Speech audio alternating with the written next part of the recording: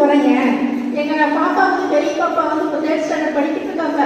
1.5 month வந்து என் வீட்டில் வந்து சும்மா இருப்பானே, நான் வந்து ஒரு கிளாஸ் சம்மர் கிளாஸ் அனுப்பலான்னு இருக்கேன், நீங்கள் உங்களுக்கு தெரிஞ்ச சொல்லுங்கன்னாங்க. மேம் நீங்கள்